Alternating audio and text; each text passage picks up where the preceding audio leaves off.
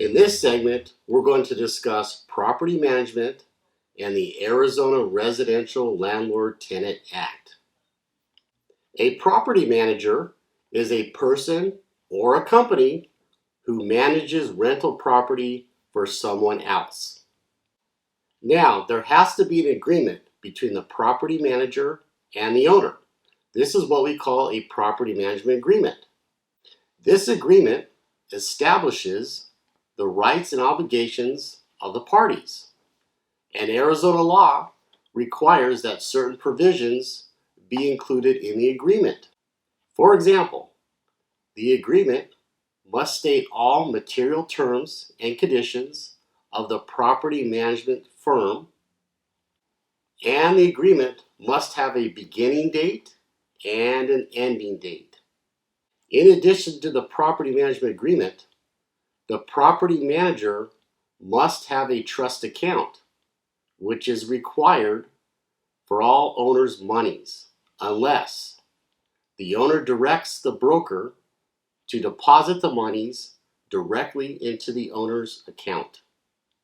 Number 2, a lease can be verbal that's under 1 year. Number 3, the max amount of security deposit that a landlord can collect from a tenant is 1.5 times the rent. Number 4, a residential landlord cannot lock out a residential tenant for non-payment. The landlord must give 2 days' notice to enter the tenant's dwelling. Number 6, the Residential Act prohibits distraint for rent.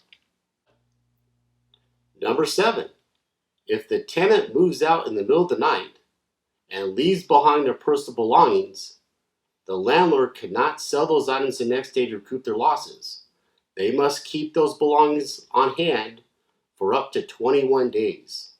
Number 8, when the tenant moves out, the landlord has 2 weeks or 14 days to return the tenant's security deposit or give them a written notice of why they're not getting their security deposit back.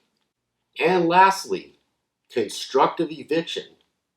Constructive eviction occurs when the tenant moves out because the landlord does not maintain the rental property, and the tenant must give the landlord a 10-day notice.